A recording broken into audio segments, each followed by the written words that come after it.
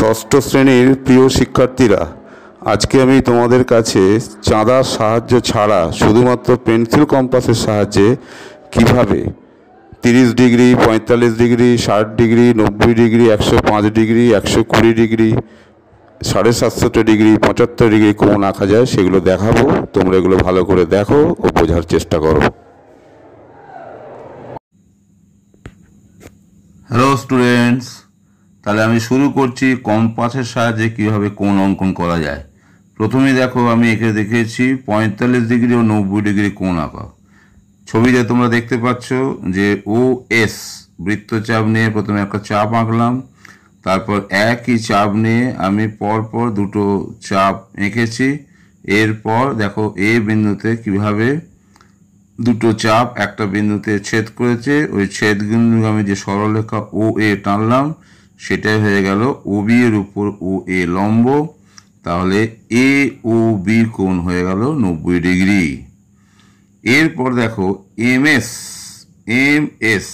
এই চাপটা নিয়ে আমি যদি দুদিকে একবার S বিন্দু থেকে নিয়ে চাপ আঁকি, আর একবার যদি M বিন্দু থেকে S বিন্দুকে নিয়ে যদি চাপ আঁকি, তাহলে P বিন্দুগামী সরলরেখার উপর ওই চাপ দুটো ছেদ করেছে। তাহলে MS এদের যে সমদ্বিখণ্ডক সরলরেখা OP, সেটাই হচ্ছে 90 ডিগ্রি কোণকে সমদ্বিখণ্ডিত করেছে।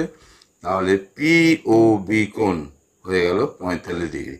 তাহলে পেন্সিল কম্পাসের সাহায্যে আমরা দুটো কোণ আঁকলাম, একটা হচ্ছে 90 ডিগ্রি আর একটা হচ্ছে তাদের সমদ্বিখণ্ডক 45 ডিগ্রি। এবার আমি দেখাচ্ছি কিভাবে 60 ডিগ্রি, 120 ডিগ্রি, 180 ডিগ্রি কোণ আঁকা যায়।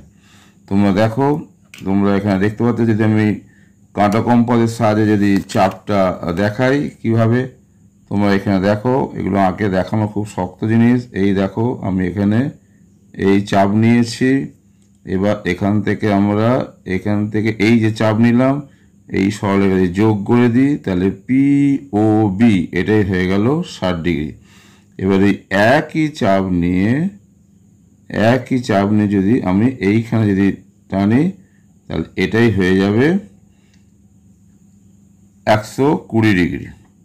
অর্থাৎ এই POB কোণ, আর এটা যদি 60 ডিগ্রি হয়, তাহলে এই QOB কোণ এটা হয়ে যাবে 120 ডিগ্রি। তোমরা যেগুলো ছবিতে দেখতে পাচ্ছ, QOB 120 আর POB হচ্ছে 60। আর একইভাবে এই চাপ নিয়ে যদি এখানে টানি, তাহলে এই বিন্দুতে ছেদ করছে, তাহলে এই ROB এটাই হয়ে যাচ্ছে পুরো 180 ডিগ্রি। তাহলে তোমরা দেখতে পেলে কিভাবে আমি চাঁদার সাহায্য ছাড়া শুধুমাত্র কম্পাসের সাহায্যে তিনটে কোণ 60, 120 আর 180 এঁকে দেখালাম। বুঝতে পারছো তাহলে? এরপর আমি দেখাবো পেন্সিল কম্পাসের সাহায্যে কিভাবে 30 ডিগ্রি, 75 ডিগ্রি, 105 ডিগ্রি কোণ আঁকা যায়। প্রথমে দেখো, আগের নিয়ম অনুসারে প্রথমে আমি এই যে চাপ, তারপর ধরো এই চাপ, এইকে নিয়ে যেভাবে আর কি 90 ডিগ্রি কোণ আঁকা যায় সেটা তোমাদের করে দেখালাম। অর্থাৎ AOB কোণ এটা হয়ে গেল 90 ডিগ্রি। এরপর দেখো, আমি দেখিয়েছি 60 ডিগ্রি কোণ, অর্থাৎ POB কোণ 60। এবার আমাকে যদি বলা হয় যে 30 ডিগ্রি কোণ আঁকতে, তাহলে দেখো আমি কিভাবে দেখাচ্ছি যে এই যে কোণটা, অর্থাৎ এই ROB কোণ, এই যে কোণটা, এই জিনিসটা হচ্ছে 30 ডিগ্রি। এবার এই কোণটা তো আগেই আমরা দেখেছি, BOB কোণ, এটা হচ্ছে 60। এই যে কোণটা এখান থেকে এত দূর, এটা হচ্ছে 90, অর্থাৎ AOB কোণ হচ্ছে 90 ডিগ্রি।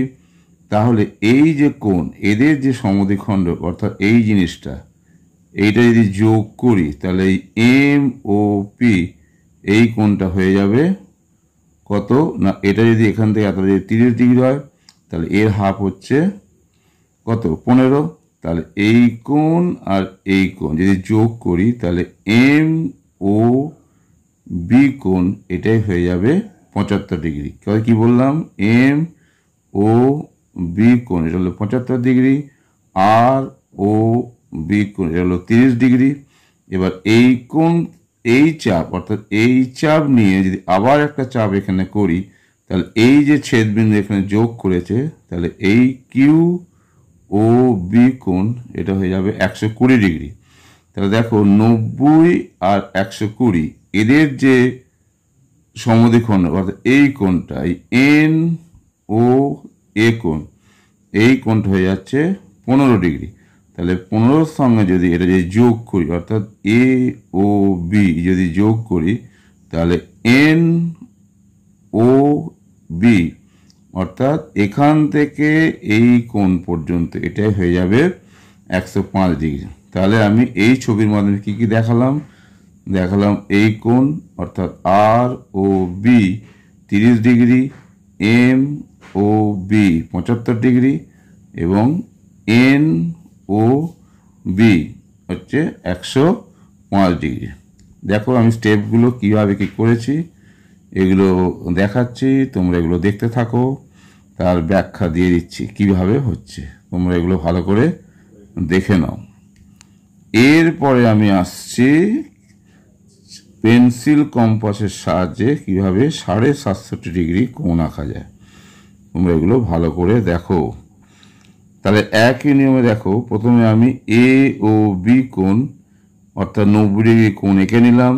তাহলে এবার এইখান থেকে এই চাপ নিয়ে একবার এখান টানা হবে, আর এখান থেকে এই চাপ নিয়ে এখানে টানা হবে। তাহলে এই যে রেখাটা এটাই তাহলে হয়ে যাবে 45 ডিগ্রি। তাহলে এখান থেকে এই কোণ অর্থাৎ এক্স ও বি কোণ এটা হয়ে যাবে 45 ডিগ্রি। একইভাবে এই কোণটা হয়ে যাবে 45 অর্থাৎ এ ও এক্স এটাও হয়ে যাবে কত না 45 ডিগ্রি। তাহলে এদের যে সমদ্বিখণ্ড, এই যে কোণের সমদ্বিখণ্ড মানে এই যে রেখাটা হবে, এই যে জিনিসটা ওয়াই ও এক্স এটা হয়ে যাবে কত 22.5 না, এটা যদি 45 হয় তাহলে এটা হয়ে যাবে 22.5। তাহলে 22.5-এর সঙ্গে যদি 45 যোগ করি তাহলে এখান থেকে এইটুকু হয়ে যাবে 67.5। সেটাই আমি এখানে ব্যাখ্যা করে দেখিয়েছি। 67.5 অর্থাৎ ওয়াই ও বি কোণ এটা হয়ে যাবে 67.5। তাহলে আজকে আমি তোমাদের কি কি কোণ এঁকে দেখালাম না, 30 degree, 60 degree, 45 degree, 90 degree, 75 degree, 105 degree, 120 degree, 67.5 degree, 180 degree. এবার তোমাদের আরও অনেক কোণ আঁকতে দিতেই পারে, তোমরা ঠিক পদ্ধতি অনুযায়ী করলে তোমরা যে কোণটা জানতে চাইবে সেগুলোই তোমরা করতে পারবে। তাহলে আজকে আমি তোমাদের চাঁদার সাহায্য ছাড়া শুধুমাত্র পেন্সিল কম্পাসের সাহায্যে বিভিন্ন কোণ আঁকা শেখালাম। তোমরা এগুলো ভালো করে প্র্যাকটিস করো। আশা করি তোমরাও পরিষ্কার পেন্সিল এবং কম্পাসের সাহায্যে তোমরাও কোণ আঁকতে পারদর্শী হয়ে উঠবে। তাহলে আজ এখানেই শেষ করলাম।